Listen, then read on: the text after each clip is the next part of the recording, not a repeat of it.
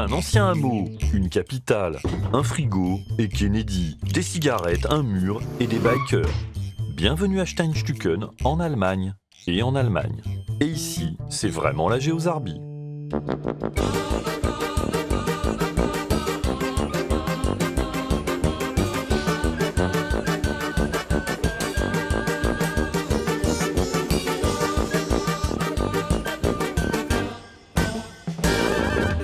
Pas complètement à l'ouest. Mai 1956 à Berlin, en Allemagne. Le petit quartier isolé de Steinstücken est en difficulté. En effet, le seul réfrigérateur du voisinage est en panne depuis près d'un mois. C'est le printemps, et conserver le lait, le beurre ou la viande est devenu très compliqué. Mais aucun réparateur n'est encore venu, car la police l'interdit. Que se passe-t-il ? Eh bien, nous sommes en pleine guerre froide entre l'URSS et les États-Unis. L'Allemagne et Berlin sont coupés en deux, chacun dans un camp. Et il se trouve que Steinstücken, 13 hectares, avec à peu près 150 habitants à l'époque, n'est rien moins qu'une enclave de Berlin-Ouest en pleine Allemagne de l'Est. Et ce sont les policiers est-allemands qui empêchent la venue d'un réparateur. Même le maire de Berlin-Ouest, Otto Suhr, s'est déplacé pour protester. En vain. Et cette affaire, qu'une journaliste nommera malicieusement la guerre froide du frigo, n'est qu'un épisode des aventures de Steinstücken. Allez, un petit cours d'histoire pour tout savoir. Retour à la fin du 19e siècle. Berlin, capitale du jeune empire allemand, n'est pas encore la grosse ville d'aujourd'hui. Et le hameau de Steinstücken se trouve à peu près par là. En 1875, à la faveur d'une réforme cadastrale un peu compliquée, Steinstücken est rattaché au village de Stolpe, qui n'est pourtant pas à côté. Mais le 1er octobre 1920, Berlin grossit. La ville absorbe en effet les communes et les districts ruraux alentours, ce qui fait de Berlin à l'époque la 3e plus grande ville du monde, derrière New York et Londres. Stolpe aussi a été absorbé. Et Steinstücken, déjà hors de Stolpe, se retrouve logiquement hors de Berlin. Le cas n'est pas unique. La ville a 11 autres petits morceaux isolés, nés dans les mêmes conditions. Mais seul Steinstücken est habité. Mais bientôt la Seconde Guerre mondiale apporte son lot de malheurs. Et à la capitulation de l'Allemagne en mai 1945, le pays est occupé par les alliés américains, soviétiques, britanniques et français. Berlin, qui est une ville en ruine, est elle aussi divisée en 4 zones. Steinstücken se retrouve sous responsabilité américaine, en plein milieu de la zone soviétique. Mais bientôt, la tension monte entre les États-Unis et l'URSS. C'est le début de la guerre froide. Les Français et Britanniques sont dans le camp américain. Le 24 juin 1948, les Soviétiques commencent alors le blocus de la zone ouest de Berlin, pour obliger leurs anciens alliés à quitter les lieux. Berlin-Ouest, non ravitaillé, est alors à l'arrêt.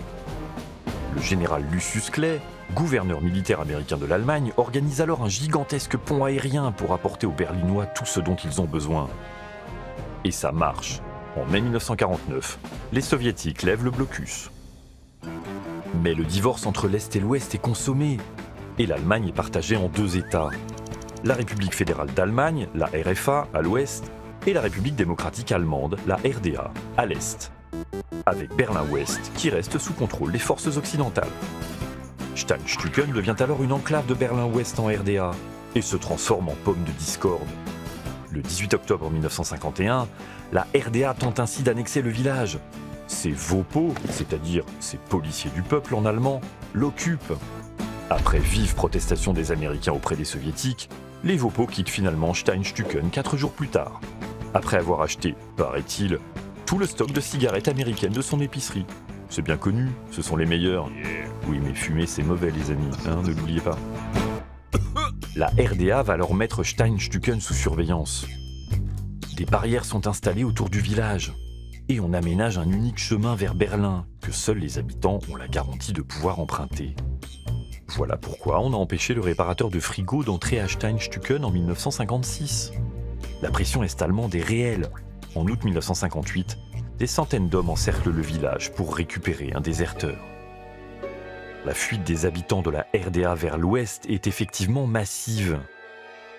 Et c'est pour stopper cette hémorragie que le 13 août 1961, la RDA entame la construction d'un mur autour de Berlin-Ouest. C'est d'ailleurs toute la frontière entre la RDA et la RFA qui verra bientôt un mur se dresser. Et à Berlin, les habitants se sentent abandonnés derrière ce qu'on appellera bientôt le mur de la honte.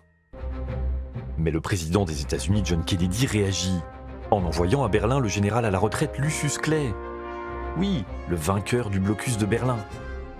Et lorsque Clay entend parler de l'isolement de Steinstücken, il y voit l'occasion de montrer que les Américains ne lâcheront jamais les Berlinois. Le 21 septembre 1961, Clay se rend à Steinstücken en hélicoptère et est accueilli comme un héros. Avant de repartir, il laisse sur place un détachement de soldats. Chargés de garder Steinstücken en permanence, ces militaires seront relevés tous les 3 ou 4 jours par un hélicoptère, qui servira aussi à ravitailler le village.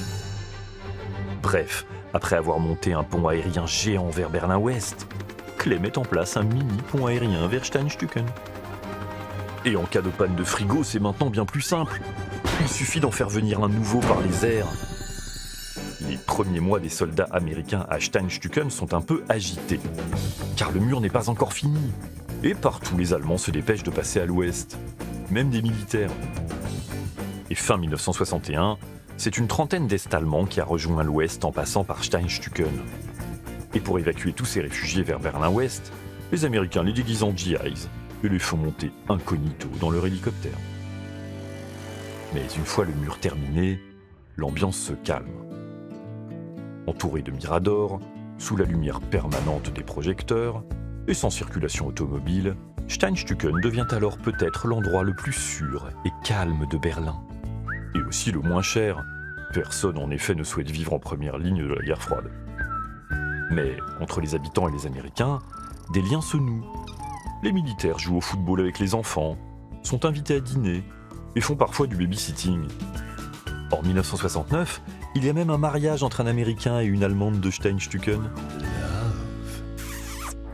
Mais après la crise des missiles de Cuba en 1962, pendant laquelle Américains et Soviétiques se confrontent, et qui manque de mener le monde à une apocalypse nucléaire, États-Unis et URSS comprennent qu'il faut amorcer une détente.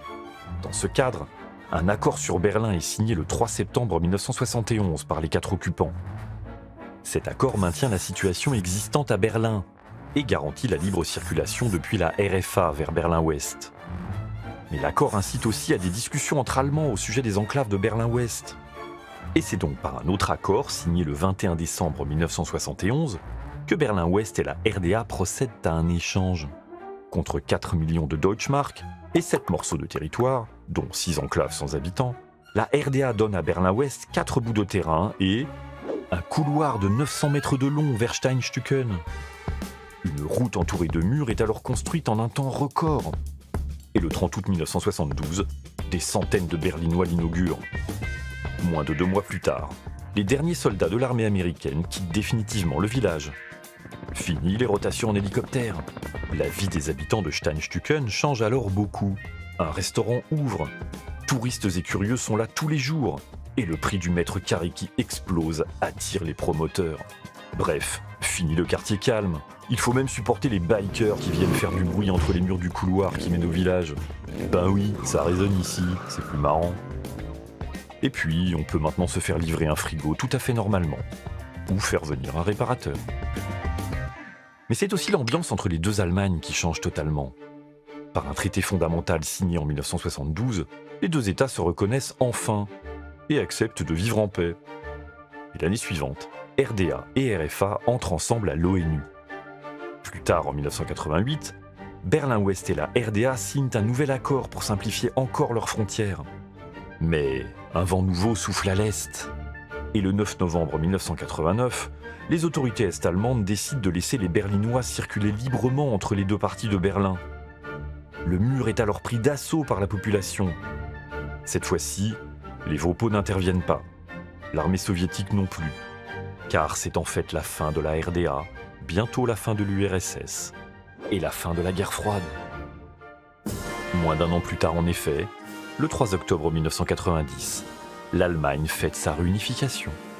Et Steinstücken redevient un simple quartier de Berlin, en Allemagne. La même année, un hélicoptère américain atterrit à Steinstücken, en souvenir des liens qui se sont tissés avec les habitants du village. Les Américains leur ont d'ailleurs offert ce jeu pour enfants dans les années 60. Et ce mémorial composé de 2 pales d'hélicoptères en 1976. Aujourd'hui, à Steinstücken, l'ancienne piste d'atterrissage a disparu. Tout comme le mur, bien sûr. Ces 300 habitants peuvent circuler librement. Et tout le monde possède un frigo.